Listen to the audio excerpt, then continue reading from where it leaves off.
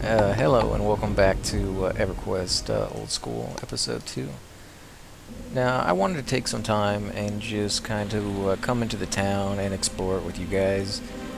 Some of you guys may have played a evil character or something like that, and you just never get to come into a city like this and just look around. So, I figured I'd just go ahead and show you guys around a little bit. Try to explore everywhere so you guys can really get a feel for the zone. And while I'm doing that, I want to talk about some of the stuff that happened to me yesterday. I decided to level up this character a little bit while you guys weren't watching, and I got into my first group the other day. So we were hunting, and some girl just came running up to us and just decided to be, real nice to us, and she gave us some pieces of armor, and as you can see, I'm wearing them right now. In fact, I'll show you what they are real quick. She gave me a breastplate and pants and boots. And what it comes down to is they're not the greatest in the world, but she didn't even have to do that. That's something nice that she did just because, somebody may have done that for her, or, just because that's the kind of person she was. She just wanted to help out other people, and that to me is what really makes this game worth playing, is not so much the items you get from people, but the fact that people are there, and that they care, and that they want to be part of like the community with you. They're just not running around looking for the greatest armor they can, the purple drops and stuff like that, and they just kill still and take whatever they need to take. It's not all about that with this kind of game. It can be for some players, but they're few and far in between. It's not something you're going to see very often. Not nearly as much as I've seen with other games. And here we are at the bank. That brings me to another thing I want to get in there real quick. If you look in your inventory, you'll see that you have a weight limit. Depending on your strength is depending on how much armor, or how much items you can carry around with you. And that also takes into account the copper you have, and the silver, and the gold. That all weighs something. And in this game, it doesn't convert over. So if you happen to, be hunting somewhere for a long period of time, and get a lot of copper, you may have 2, 3, 4,000 pieces of copper on you. And that's all weighing you down. I mean, it's not converting over into silver and then gold and then platinum. It's staying in its copper form. So what a lot of people will do if they can is they'll find a vendor and they'll buy some junk. Because when you buy anything from a vendor, he takes it from the lowest amount of change you have. So he'll take it from your copper first, and then from your silver, and so on and so on. So that's a good way to get rid of your copper. And then you could just sell it right back to him at a loss. But you get rid of your copper, so you may have I don't even want to consider somebody having like 10 platinum of copper, but, it's possible. I wouldn't imagine you could walk like that, but, you get my point. You could have quite a bit of copper on you, and you could buy an entire item with just your copper, and if you don't do that, you're literally going to be so overweight, you're not going to be able to move. So most people, when they get to that point, will just pick up their copper and throw it on the ground. So don't be surprised if you're running around, you see these little brown pouches on the ground, with items or even copper inside of them. It's just because somebody else didn't want to take the time to run to the bank. It wasn't worth it for them. They could make more money faster doing something else, rather than wasting their time running back to the bank. But for you, I mean, it may be worth it because you're a low enough level, and the money is real tight for you at the moment. So always look on the ground and pick those things up if you have the space and the time to do it. And again, don't just throw your copper on the ground too. If you're rich, if you have the time, take a few moments and just run over there to the bank, and they'll exchange it for you. So you can put all your copper in there, and it'll turn into silver, gold, or platinum. But it's something to be aware of on those long hunts that you're in a group, and it adds up pretty quickly before long. Monks have to kind of worry about it more than anybody else, because it will actually lower their AC the more they're overweight. For a cleric, you'd be surprised how little you move around when you're in a group. So don't be surprised at the end of the group, after you've been sitting there meditating and healing for 5-6 hours or something like that, that you get up and find that you can't even move. That you're so overweight from all the splits that people have been giving you when they loot, that you can't even move. So that's usually when people will just drop their copper on the ground and be like, oh, I gotta get out of here, or ask somebody for a strength buff. That will temporarily increase your strength, which will temporarily allow you to carry more than you normally can.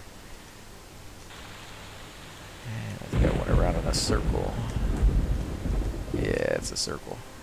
Okay, so I go back this way.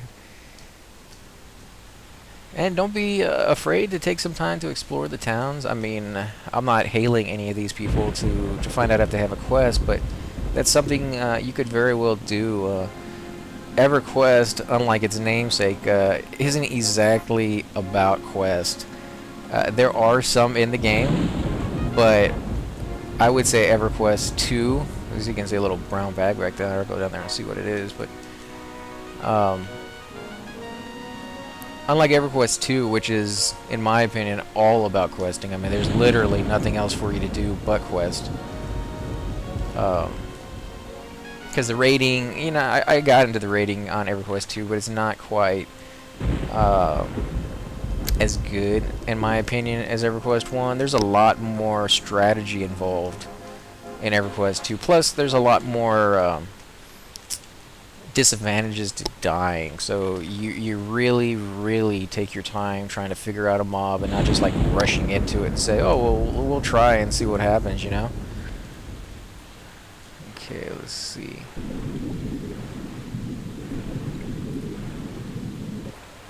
So you can see over here I have a little bar, and it shows my oxygen.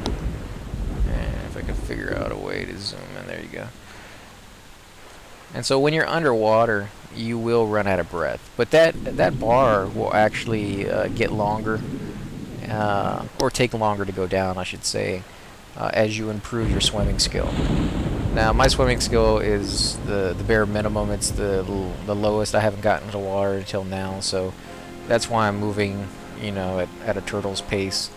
But you'll also increase your movement rate as you get better at swimming.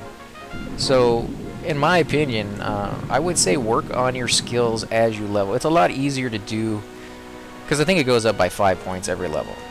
So it's a lot easier to work on 5 points every level than wait until you're, say, 50 and then go back and try to get, 200, 300 points working on your level then, That's a little bit more tedious, a little bit more time consuming.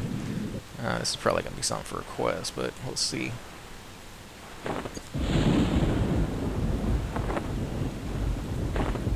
Now don't forget while you're doing this that you're still underwater. Yeah, it's probably something for a quest. Yeah, don't forget that you're still underwater, because it won't. And like I said, you may need to go into first-person view to, to change which direction you're swimming, up or down, or something like that. You should be able to use the page up, page down key to look as well. For some people, it's easier, to each their own on that.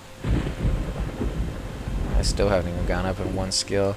That's another thing that you'll find in EverQuest that you won't find in other games, is it just takes a lot longer to do anything.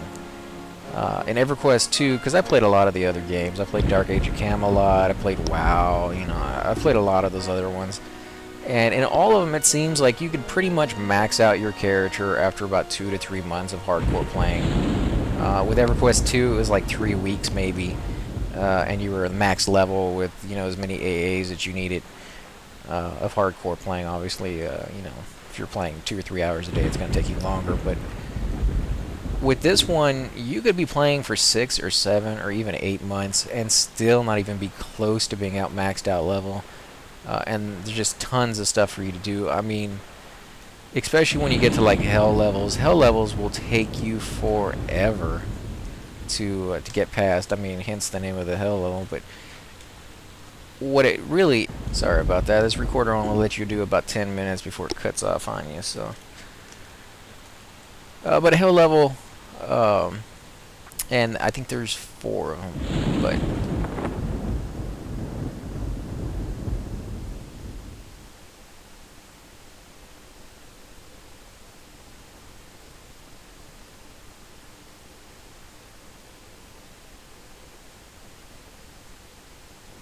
okay, I walked into a zone there I didn't even know was there. We are in Southern. I'm not even going to try to pronounce that word. But yeah, hell level, all it is you need more experience to get through that level, and they usually put some kind of modification on it, like twice as much, or 3 times as much, or 4 times as much as the previous level. And every level takes more and more experience, just like any other RPG out there. So these are basically levels that they throw in there to help slow you down. And it's kind of nice because, like I said before, everybody is going to, if you play long enough, max out your character and get, you know, everything that you can possibly get. And this really is kind of nice because it kind of, I don't know what the word would be, kind of shrinks the group or the player's base that you can get to group with at a higher level, because people who are, say, you know, immature, I'm not going to say kids because some kids are very immature, but for people who are more immature, they may not have the patience to sit there and play a game where it takes you a week of hardcore playing to get through one level.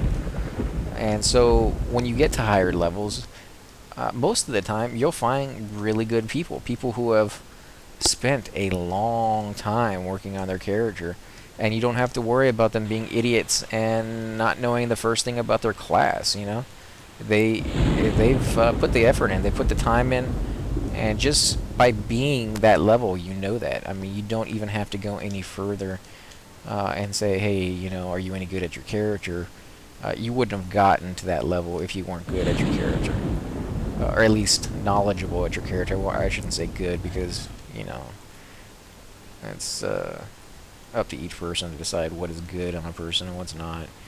And, you know, some people are just naturally going to be better at other classes than some, so, I mean, you could pick up an enchanter and just be a natural, I guess, if you're that kind of person. I've never heard of anybody being a natural at an enchanter, but, you know, it's something that could happen. Now, let's see if I can find that portal. But yeah, it's kind of like a badge of honor almost, you know, that you got to that level. So I enjoy hell levels. I like them. And if you're a solo person, you're not gonna like them. But that's another reason I kind of like them, is because it forces people and to be in groups, because you really can't do it without a group. I mean, it's just gonna take you. Is it gonna take you months to do it without a group? So these are all, I think, the different guilds that you can talk to these people and just see what they do.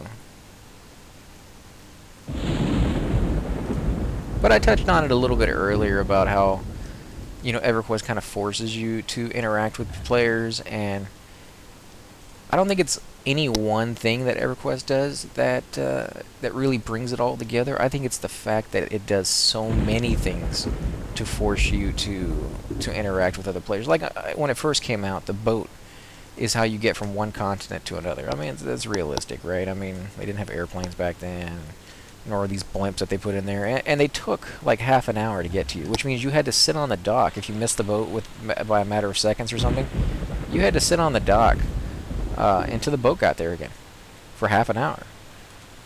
Because I missed the portal. That's the building up there. So you had to sit on the dock, which was, you know, at the time rather annoying, and I was one of those people who were like, oh, you need to change that.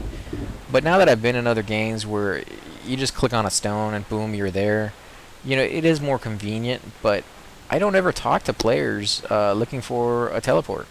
or you know, sitting in a zone longer than I wanted to try to find one.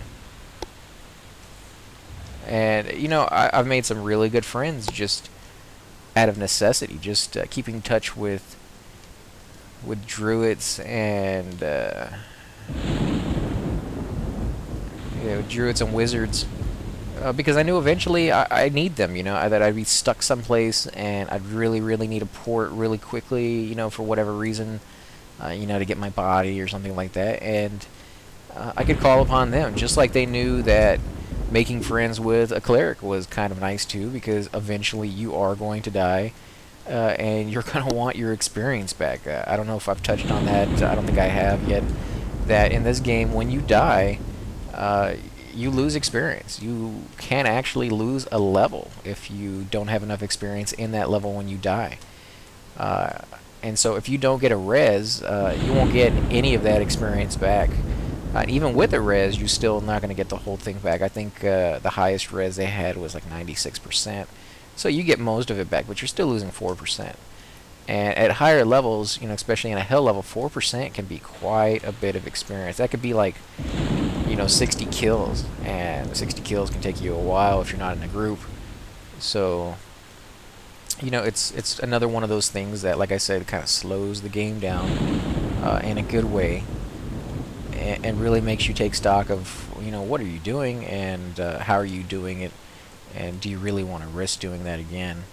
I'm going to go ahead and zone here, and I'll meet you on the other side. Okay, well that seems about everything for this zone. It's actually not too big. It's kind of pretty. I mean, I like it, and there's water in here, so there is a skill you can do for fishing. You can get a fishing pole, and don't forget to get some bait, you know, grubs or something along that line. Make sure it's real bait and not like the ones that give you a plus modification. You know, you can get those later on, but you really need just the regular bait. In fact, that's exactly what this is over here, and I'll see if they have any. See if I can get a fishing pole. See, they got the fishing bait right here. You need a fishing pole, which they don't have. I'll look around, see if there's another NPC in here. And, you know, also keep in mind that, okay, there's a fish house, maybe they got something. Keep in mind that the fishing poles also break on you.